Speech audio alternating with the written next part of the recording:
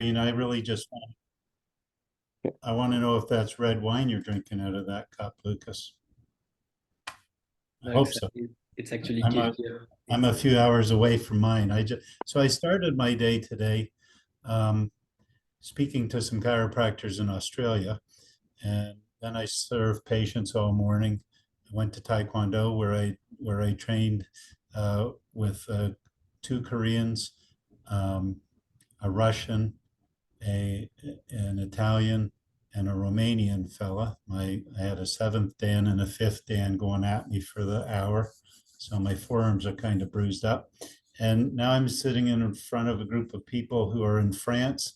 And as I sit here, I'm wearing a shirt that I bought in Dublin, Ireland, that is made uh, under an Italian label and imported to Dublin to this little shop that my wife and I have found.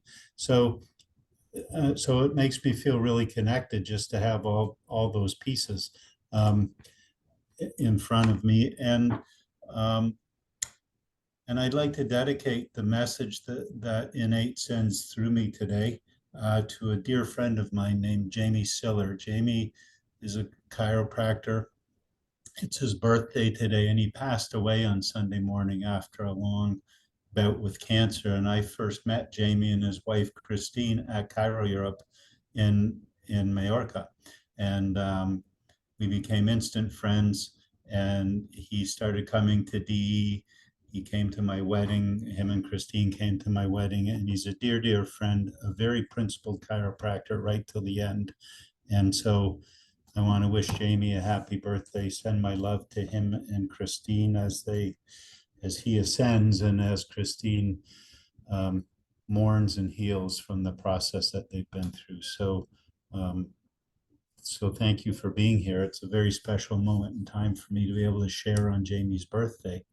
And Sebastian and I were talking a little bit before we went live, and um, and I know that the profession is emerging in France right now. The profession's always emergent. We're always emergent. Sebastian mentioned that when he first heard me in Mallorca, it opened him up a bit, but he was only able to pull pieces away. And that's the way the principle works. We have to always remember we're dealing with a principle that is infinite. And so it's boundless. It's actually undefinable, because if you try to define something that is infinite by definition, you start to limit it. So this principle we work with is unlimited, it's infinite. And as it says in Stevenson's chiropractic textbook, we can only expand our awareness of it through experience. And so we have to keep studying the principle and talking down the principle, and also looking for evidence of the principle in our lives. And it's through those experiences that we'll come to appreciate and understand the principle on a deeper and deeper level. So I will probably read from this book today, or a quote from this book. It's volume 18, subluxation specific, adjustment specific. This is a special edition that Dr. Kale put out years ago, but I've read this book in entirety 6 times. And I've read the front 200 pages of it probably 15 times. And some of you might think, well, gee, Pete's a slow learner. He's got to read it all those times. But I mean, BJ said you have to read this book 3 times in a row. So read it from start to finish, and then start it again, finish it, and read it again before it really starts to reveal its secrets to you. So I did that, and I had the book all highlighted and marked up, and notes in the margin. And then my innate said, give it away. And I kind of listened. I sold it. I had somebody who wanted a volume 18, but I took this book that I had studied for 34 years probably at the time, and I gave it away. And then I took this book, which I had stored under a glass shelf to protect it because it's a collector's item. And I sold the green book I had studied, and Innate said, what good is that book doing under glass? Why would we keep something that is so powerful, so important to humanity under glass? So I said, he's right. So I have a bunch of first edition green books, and I actually, after years of just coveting them and storing them, now I open them up and I read them. And some of them are signed by BJ and whatnot, and that just makes them more powerful for me. So I then read this book from scratch. And what I learned, because I highlight and write a lot, even though I had read my original volume 18 so many times, eventually I just started reading what I already knew. So when I picked this one up and I had not cracked it open yet, it was like reading it brand new. And I got so much out of reading it from a fresh perspective with no notes on the pages or highlighting and whatnot. So we're going to dive into some of the wisdom in this book. And I want to start, though, by talking a little bit about my journey. I've been in practice for 38 years, and I feel like I'm just getting started. And I remember, and I graduated from CMCC, which is a very non-chiropractic college in Toronto. And I was the top of the class. I was the number one student in my class. And then I got into practice and I started appreciating the principle. I trained under Native American Indians, Canadian and Indigenous people in Canada, and I trained with a healer named Art Gibson. And Art told me once, he said, I want you to promise me that you'll never take anything I tell you at face value, that you'll go out and prove it or disprove it for yourself. And I took that to heart. So I took Art's teachings about nature and about the sacred ways of his people, and I tested them out and proved them to myself. And then I said, well, BJ made it his mission to investigate, to study chiropractic and prove that it was either 100% right or 100% wrong. So I said, I'm going to do the same thing with this principle. I'm going to take it out and I'm going to look for evidence of this principle in action everywhere I go. And I'm going to either prove that it's always at work or it's not. And so that's been my hobby, 38 years in practice. And so I got into practice and I was doing well. And then I went to a seminar called Dynamic Essentials, which was put on by Sid Williams, the founder of Life Chiropractic College, Life University. I went to my first DE in 1990, July of 1990, and looking at the screen, I'm thinking a lot of you weren't born yet. And so I came away from that first meeting, and what happened from that meeting, the principle went from being an intellectual understanding, and it dropped into my heart, and it became a knowing for me. And so instead of just studying the principle, I became the principle, and it started to express itself through me. And I remember coming back from that meeting, and I wrote a letter to the president of Canadian Memorial Chiropractic College at the time, because of what I learned just 5 years in practice, that the people coming to see me weren't coming to me for another diagnosis. Most of them had been to multiple medical doctors, to specialists. They had had advanced testing. They had a bunch of diagnoses. They didn't have health and they didn't have hope. And so the reason people started coming to see me was because they were looking for something different. They were looking for something different and unique and someone to give them hope. And I became that guy for those people. And so I just really have always focused on the major objective in chiropractic. And as I moved through and stayed dedicated to the understanding of this principle and to mastering the science and art of chiropractic, not only did the results that I was getting for my people improve, but I found myself moving towards positions of leadership. Things happened to me that I never dreamed would happen. Mark Hudson trusted me enough to bring me over to Cairo Europe. And before it was Cairo Europe, he brought myself and Dick Santo and Paula Hedgelon to Spain in 2004. And back in 2005, and then I think Cairo Europe started in 2006. So, and I was there for many, many years and got to be a part of that and helped with the birthing of Barcelona College of Chiropractic. I ended up being the president of my licensing board, so that we have they're called regulatory colleges in Canada. And so they're the organization that makes all the rules, all the standards of practice that we have to practice under. And somehow I found myself on that board, and then I found myself the president of that board. And we're writing laws for chiropractic in Ontario. So we've embedded subluxation as an acceptable diagnosis in Ontario. So I can practice all day long and just focus on detecting and correcting subluxations, and I'm working within the law.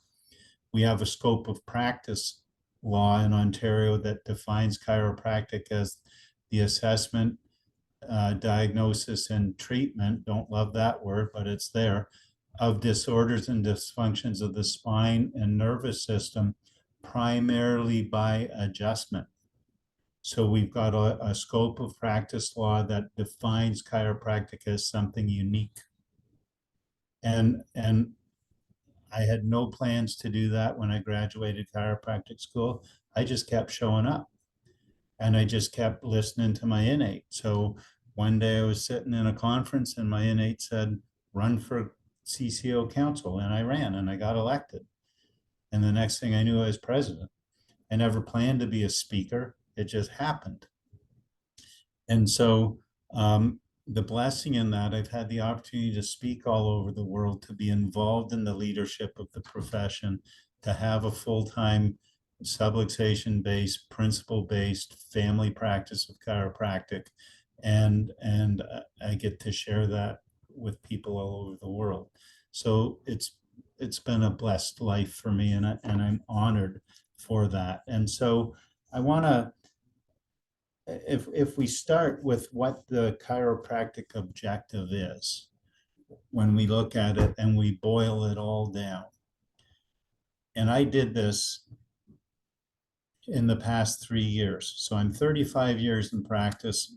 During the pandemic, the way this all sort of flowed, during the pandemic, the clinic started to look kind of tired. Right? We had to use sanitizer over here. Did y'all have to use that sanitizer stuff? You spray the tables, and it just rotted my tables. So my tables were looking horrible. The clinic needed an update, a paint job. And my mother-in-law, who was 75 years old at the time, we were at family Sunday dinner, and she said, you know, I mentioned that the clinic was looking kind of tired. My mother-in-law said, you know, I could paint the clinic. And I have a fairly large clinic.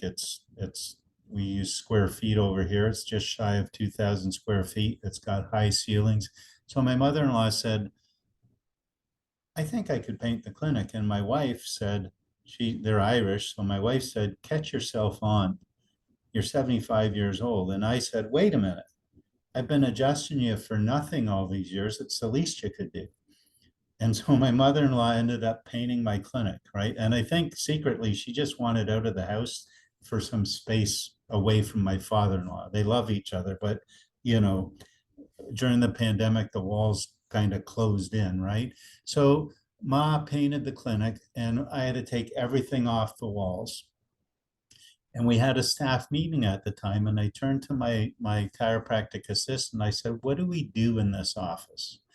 And she simply said, we optimize families' expression of life. And I went, I like that. So I developed a new mission statement after 35 years of practice. My mission is to locate, analyze, and correct subluxations in families to optimize their expression of life. And it's up on the wall in the front of the office. And everything that went back up on the wall somehow reflects that mission statement directly or indirectly. So everything in my office is congruent with locating, analyzing and correcting subluxations to optimize the expression of life. And that's our message to our people. So when you think about it, what is chiropractic? What is the chiropractic objective? The chiropractic objective is to locate, analyze, and correct subluxations to express or to optimize the expression of innate intelligence in the being that it lives in, right? So if you're in my office, the objective is to locate, analyze, and correct subluxations in you to optimize the expression of innate intelligence through you. So that's the why, and it speaks to the technical part of what we do. And unfortunately, in my travels around the world, I've observed a lot of less than stellar technique when I watch my colleagues adjust. None of you, I'm sure, but I see sloppy adjustments. I hear all the time from I adjusted a chiropractor the other day, and they're like, wow, nobody's ever moved me like that before. And I'm like, really? How long you been getting adjusted? Like that shouldn't be an exceptional experience. It should be the norm. Don't you agree? And so through my lifetime, I've really dedicated a lot of time to mastering my adjusting skills and a protocol, more importantly, to mastering and developing a protocol that tells me when to adjust, when not to adjust, where to adjust, and the order to adjust the spine in when there's multiple segments involved. And we've got a teachable thing. I know I'm supposed to teach it in Europe. I have to find a date. I had a crazy summer. I promised at Cairo Europe I will. It's going to happen in 2024. I promise. So we've got this why and the how to it, or sorry, we got the what to find subluxations and correct them. We've got the how, which is their technique. But what about the why? Right? And so we need to always remember our why in chiropractic, and it can never be about us. It's always got to be about the person on the table. So think about this in volume 18 in subluxation specific, adjustment specific, BJ Palmer said this: we keep open the path to transmission of unlimited intellectuality between God, or let me rephrase that or reread it. Can't read my own writing, heaven forbid. We keep open the path to transmission of unlimited intellectuality in God and its expression in man. Got that? So think about this. We keep open the path to transmission of unlimited actuality in source in God, or between source in God and its expression in man. So we, in chiropractic, we talk about above, down, inside, out. It's bigger than that. And it's hugely important today. We're going to come back to that in a moment. But that gives us the why behind it. It's to keep people connected to source. It's not just about brain-body communication. It's not about the vagus nerve, which everyone's talking about these days. It's about connecting people to source. And BJ talked about source, semi-source, which is our innate intelligence, and non-source, which is our physical body, right? And so we've got to get that lined up. So what's the why? And if we go back to I'm the nerd. I don't know how you translate nerd in French, the geek, but I read the whole book, right? So when I start reading this book, I read from here, right? I read from here. I read it all, right? So here on the title page, there's a quote from a book that was written in 1934. And catch this quote. It's a book called The Invisible Influence, written by Alexander Cannon. And this is what he said in 1934. You tell me if it's more true then or more true now. At this very hour, the world is seething with unrest in its search for not a specialist in this, that, or the other, but a specialist in mankind, I would say humankind as such, who views man as combined of spirit, soul, and body, and recognizes that the interaction of the three is so close that they can never touch one without touching all three. More true today than 1934? Who says yes? I say yes. Humankind is seething with unrest right now, looking to get reconnected. I look at everything that's going on in the world right now, and it boils back to the one cause, one cure concept that B.J. Palmer talked about. People have become disconnected from themselves, from source, and from creation. And so we need to think about that and take that journey back. And it starts with ourselves. We have to work on ourselves first before we can be of any good to anyone else. Look at it this way. What's the greatest energy in the world? What's the most pure energy that exists?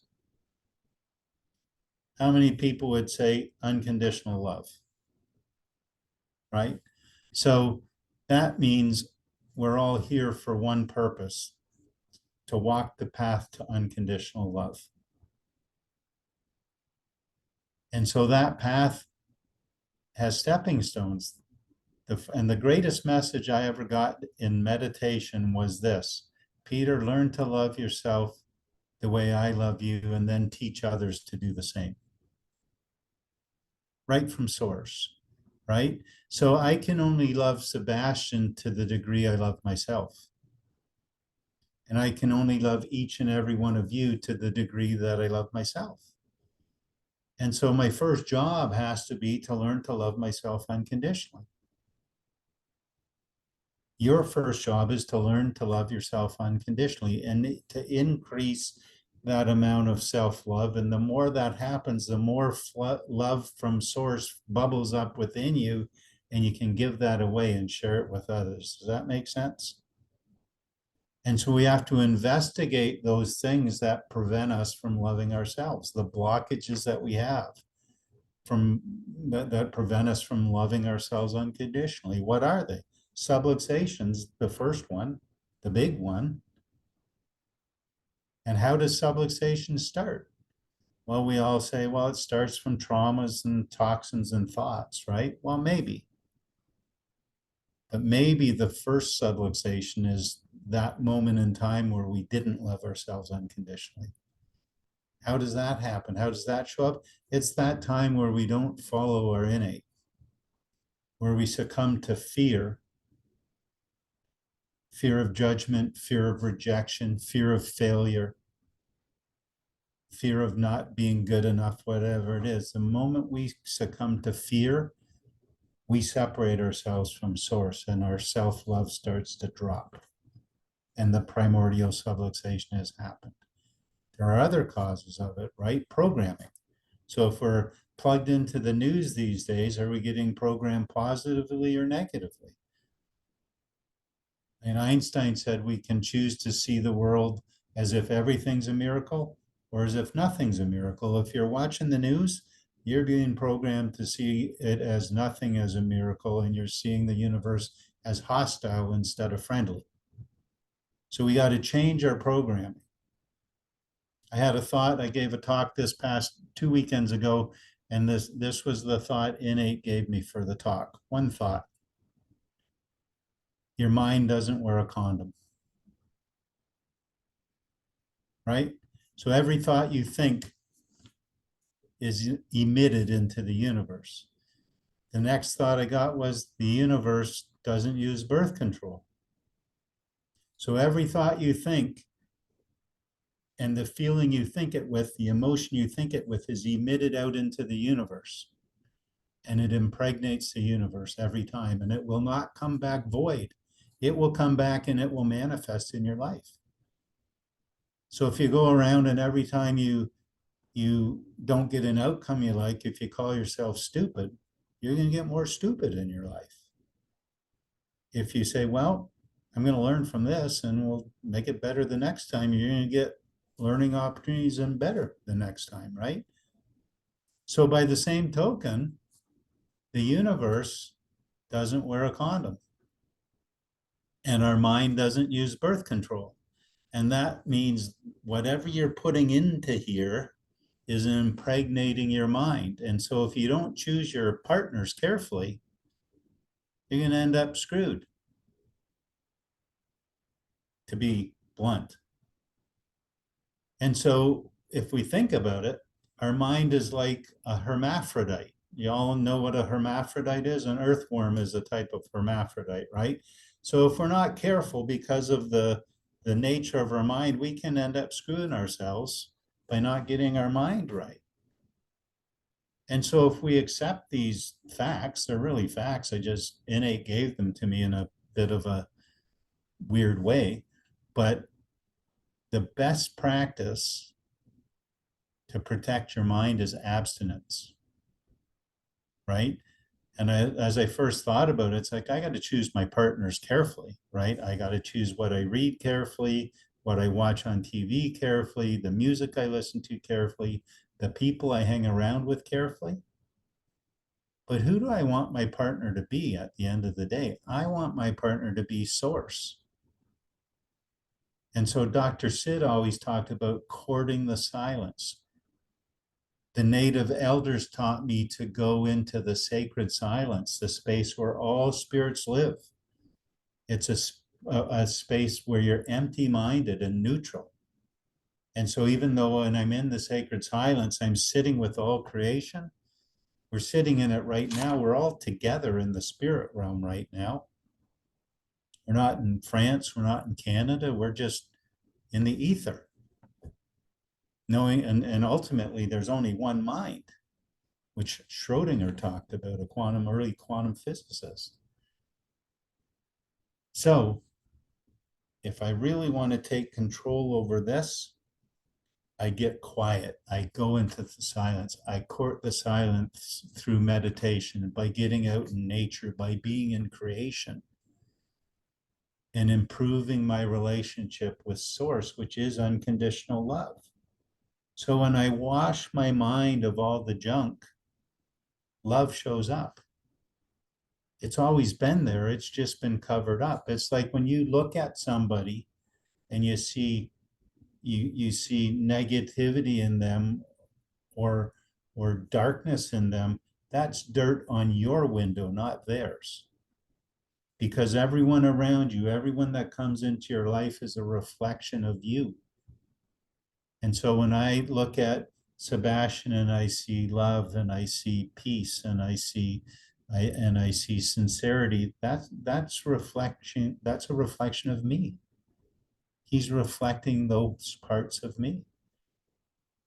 And if I don't love myself, I see the dark parts of Sebastian. Because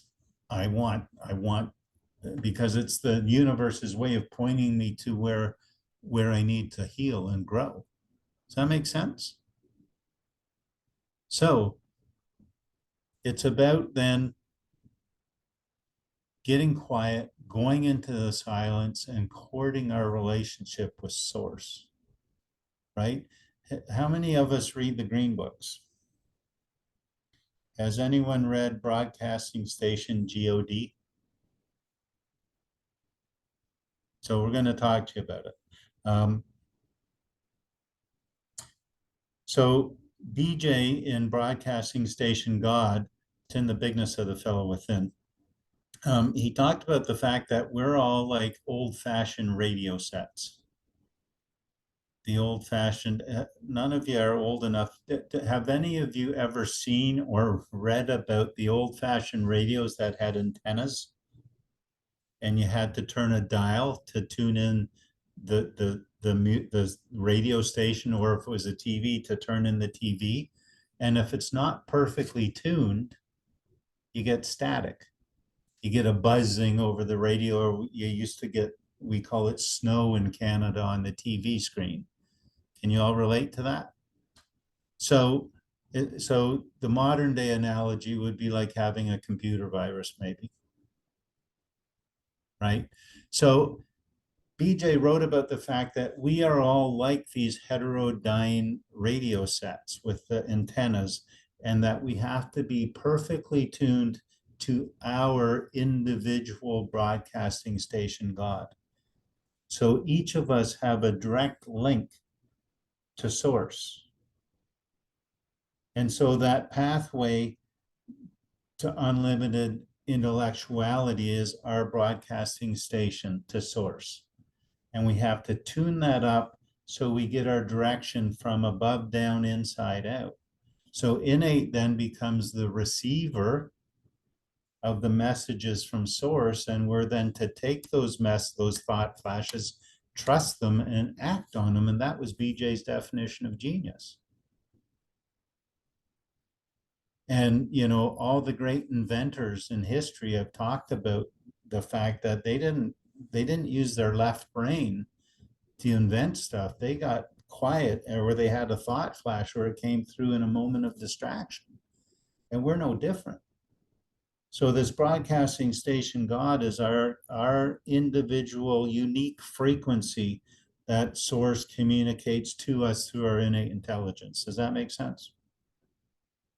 And when we're in that state, our emotional state is that of ease, and we're unconditionally loving. And that is our source. And so we have all, somewhere along the line, separated ourselves from that, or been separated from it. And as I said, it's our job to journey back to that by doing the work, by meditating, by getting checked and adjusted as necessary, by investigating our programming, right? It's been said that we're all victims of our uninvestigated thoughts. So we have to investigate our programming and our wounds and our limiting beliefs, and open ourselves up to the presence of source within us. And then one of the other ways we can do that is by going out and looking for the presence and the expression of this intelligence wherever we are, right? So if we look at our chiropractic philosophy, if we look at Stevenson's chiropractic textbook, Article 49, which is the first step of the universal complete cycle, right? First of all, if we just look at our major premise, what's our major premise say? A universal intelligence exists in all matter, giving it its properties and characteristics, thus maintaining it in existence. What's the most important word in that principle? A. Stu Bittman taught me this. A universal intelligence exists. It doesn't say universal intelligences exist. There's one intelligent energy animating the entire cosmos, maintaining harmony and balance in the entire cosmos. And Stevenson, in the first step in Article 49, goes on to define it as an intelligence that has existed always. It is and always has been very intelligent. It is indefinitely superior. It's infinite. Having these qualities means it's never made a mistake. Having never made a mistake means it always works for the highest good. And then he goes on and he refers to it, having these qualities makes it God. And it then says, literally, see Webster's dictionary for a definition of God. So we've got this intelligent energy animating the universe. It goes on to say in that piece in Stevenson's that living things are endowed with a subunit of universal, separate from, yet not separate from it.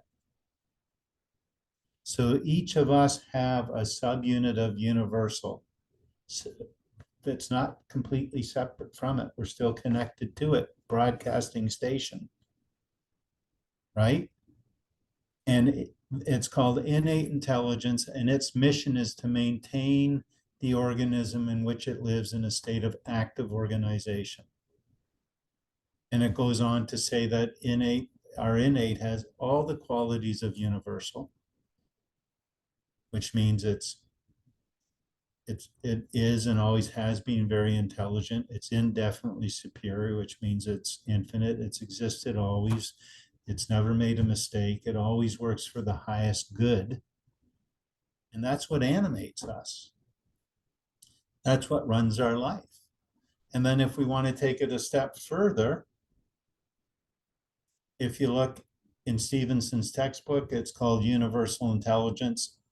It's referred to as God.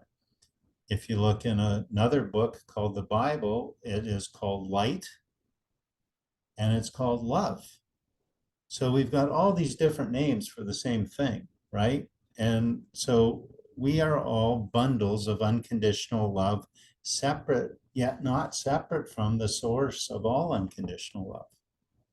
And that's pretty cool when you think about it, right? And so when we become subluxated, our light dims down, our love dims down, our radio station gets static in it, and we can't be the best version of ourselves that we can be. We're not expressing optimum life. And my definition of life is let innate flow effortlessly.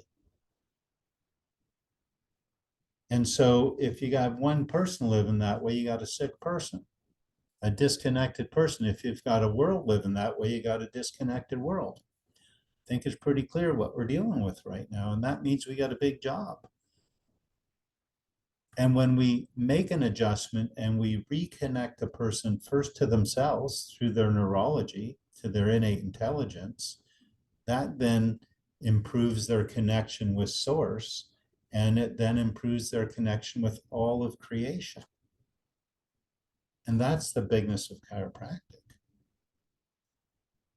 And Einstein said, when an electron vibrates, the universe shakes. So what's that mean relative to chiropractic? That means when I adjust somebody's right atlas subluxation in Toronto, Canada, the vibration in France, the tone in France changes. It's been studied. When they did mission trips down to Panama, they found the rate of crime went down after they left the cities and towns. They were adjusting it. There's been studies done where a group of people have gotten together and they've done breath to heart meditations, opened up their heart space and used meditation to go into the sacred silence, to get quiet, to send love out. And they leave, and the rate of violent crime goes down in that city for an extended period of time. And it's been studied non-locally as well. So can you start to understand how big what we do is? And how important it is to keep this front and center when we're adjusting people? How important it is to properly prepare to go into your office to serve your people? Students, how important is you to really understand the bigness of this principle? And to dedicate your life like I have and Sebastian and others have to mastering not only your understanding of the principle, but mastering your communication of the principle and your ability to locate, analyze, and correct subluxation through a specific chiropractic adjustment. And we have to understand that we are the only truly holistic game in town. So has anyone heard of C.S. Lewis? He's a Christian writer, theologian, and he's famous for having said, you do not have a soul, you are a soul, you have a body. I can't agree with that. That's a reductionistic principle, isn't it? I'm killing you, Lucas, or are you liking it? It's a reductionistic principle, right? It says I'm a spirit and I'm a body. Well, then I'm a mind as well.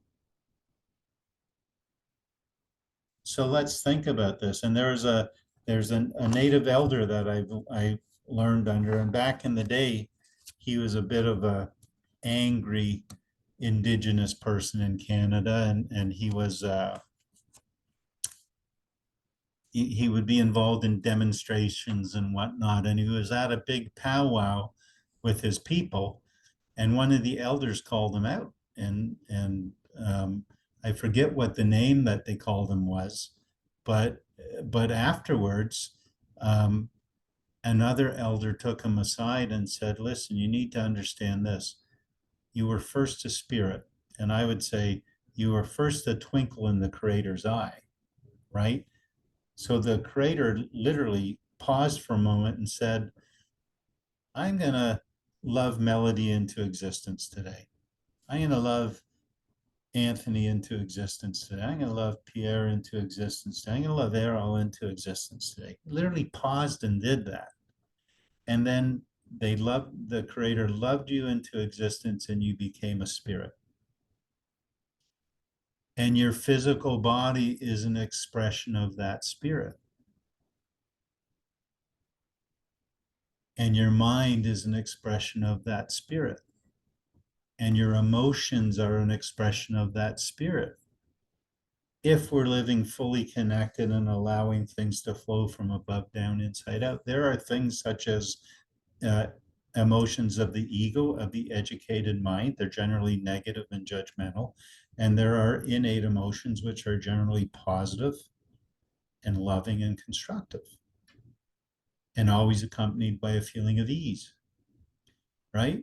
And so I can't separate any of that. And so knowing that, if I make an adjustment and I change the vibration and the tone of the spinal cord, my physical body has to respond to that because it's a part of it. As does my mind, as does my emotions. And we now are developing the science that we can actually prove this to be true, right? Heidi Havlick's work and others. So it's a beautiful thing we deal with. It's a powerful thing. And just like we can't separate our spirit, body, mind, emotions, we can't separate ourselves from the whole either. So I'm always fully connected to the whole. And there's a term in the Native community, in the Indigenous community in Canada, and when they greet each other, they say to all your relations. And when they say that, they mean to all your relations, knowing that we're connected to every molecule of matter in the cosmos. And we're connected to every living thing. And we're here to support one another. And sometimes that support means a carrot gives up its life to feed its family, or a moose gives up its life to feed a family. It's all part of it, and it's their divine purpose. And so when we really start to take in the bigness of our principle and our philosophy and the beauty of it, we can just see how there's just this one synchronous life. And we can look at our body, which is but a microcosm, and we can understand that our body is only as healthy as its sickest cell. And we can look at a community and say that community is only as healthy as its sickest person, right? And we can look at a profession and say that profession is only as strong as its weakest practitioner. And so we all then should become inspired to help lift one another up so we can play at the top of our game all the time. Not for us, but for the people that we serve, for that humanity that's seething with unrest right now. And it's a beautiful, beautiful thing. And you look back and you can just see it unfolding in nature. You can look back at experiences in your life, and when we're going through it, you can't connect the dots, right? It doesn't make any sense at all. But then when you get past the experience, you look back on it, you realize how perfectly it fit together, and how that it was just a series of flow, not linear, not logical all the time, but we can understand that there's as one of the elders I trained with called it, a spirit that moves in and through all things. And an elder said, we don't weave the web of life from only a strand in it. And whatever we do to the web, we do to ourselves. by the same token, whatever we do to our cells, we do to the web. So what weaves the web? And the answer is the spirit that moves in and through all things. So we are the only profession in the world that has a philosophy that is completely holistic, that really appreciates the interconnectedness of all things, and that has a tool called the location analysis and correction of subluxations for the purpose of opening up the pathways to the transmission of unlimited intellectuality between source and God and its expression in man. That's what we do. And it's separate and it's distinct and it's beautiful. And it has proven itself to me over and over and over again over the years. I can't prove it wrong. It just keeps proving itself right. And so that feels complete to me. And therefore, I will close by again wishing my brother Jamie a very happy birthday, knowing that he's sitting with us in the space where all spirits live. And I will say that I love and appreciate each and every one of you. And if I can be of any help to you, please reach out. You can find me on Facebook. Sebastian knows how to find me. And I'll see you either over here or over there. But I appreciate you all, and I look forward to our paths crossing in the third dimension. Thank you. Thank you very much, Peter. I love really what you share and give. Someone is saying, come to Europe. Peter is traveling to teach, so we will be welcome to teach in France, where he teaches adjusting seminars. It will be, you have a home in Paris. If you won't be in Paris, I'm sure Lucas can find a home in Toulouse also at the moment. So you have a home in here if you want to come teach. Thank you again for the deep spirit thing. Also, Peter is holding a seminar, Pure and Powerful, every year with Stu. So twice a year, no? Like twice. So Pure and Powerful is a seminar twice a year, and it's a philosophy day. Stu and I are doing an experience called Feeding the White Wolf, and we hope to do that at least 3 times a year, once in the United States, once in Canada, and once in Europe. So, and I am speaking in Portugal in May, where Theo Conan is bringing us over, and I'm speaking in Ireland in May for the the Association of Irish Chiropractors. Great. So you're coming to Europe too, and I want to do a technique day in the spring. So yeah, we're working on that. And let us know. I will forward the 3 pages of radio broadcast got from the book of Fellow Within. The good joke is last time I reopened the Fellow Within, I just stopped the page before. So I got my marker page in this, and I saw page 145, and it's page 146. So it was easy to find. Open the book, so I got those 3 pages. So that was a great joke you bring in on purpose in here. Thank you again. I will open up to questions if you have 5 minutes. If someone have a question. Quelqu'un a une question? Ou juste envie de dire merci, peut-être? Vous ouvrez votre petit micro. That was great. Thank you. Thank you. Thank you so much. Thank you.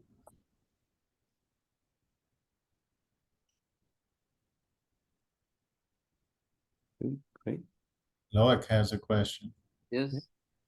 What I have actually 2 questions. There is the first one would be, what would be the first steps to embody those principles as best as we can as chiropractors?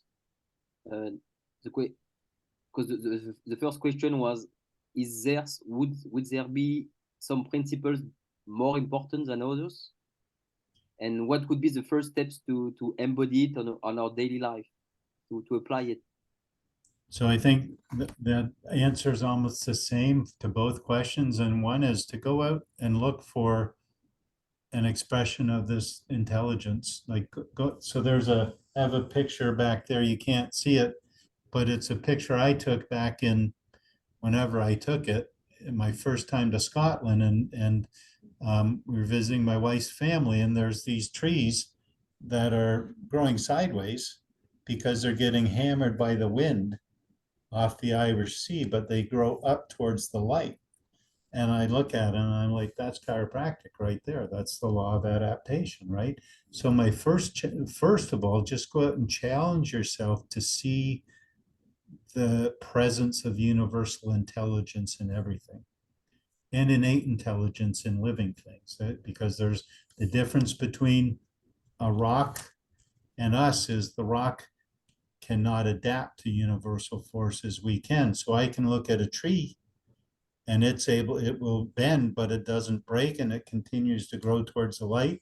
Whereas a rock that's getting pounded by the waves from the Irish Sea just gets worn smooth over time because it has no ability to adapt, right? So as an example, so number one, number two, get into the green books and read the green books, starting with Stevenson's chiropractic textbook.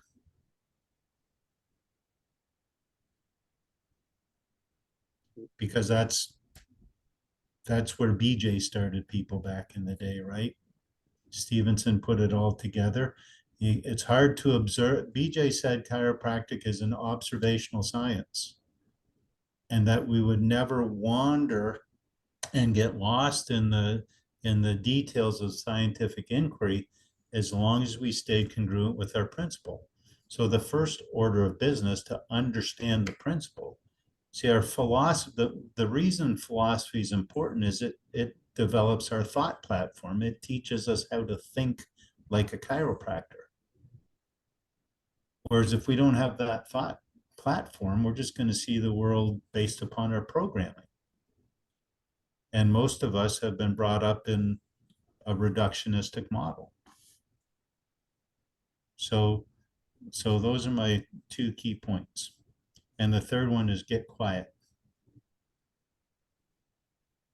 Because the music is in the space between the notes. If I was trying to play music, the space wouldn't be right and you would not recognize it as music, I guarantee you.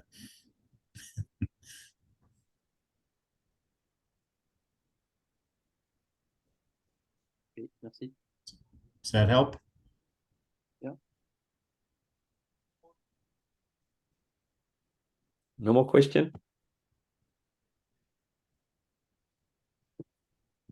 So thank you very much. It was one straight hour point to point. So it was perfect timing without not looking a watch. So, so it was very fantastic. I thank you again for your time and for all your gift among the years I'm meeting you in different spaces and time. Thank you for the opportunity. Can't wait to see you in Europe, and you know we have a house in Paris. So if you want to come by or teach there, let's speak and do whatever it is. I am open to that for sure. Awesome. Thank you. Thank you all. Love and appreciate it all. Vous pouvez ouvrir les micros et dire au revoir tout le monde. Rendez-vous le 2 décembre pour le compte rendu, 23, 24, 25 novembre, Grandir en conscience. Et 17, 18, 19 novembre, Athlé One Spot ce week-end. Bisous à tous. Merci et rappelez-vous qu'il faut partager les confs Chiro, donc envoyez la conf aux copains. Elle est sur le groupe Les Confs Chiro et je mets les photos du livre dont il a parlé, là, le broadcast, sur le groupe Facebook. Voilà. C'est 3 ou 4 pages à lire. Thank you very much, everyone. Bye-bye. Have a good day, everyone. Sleep well.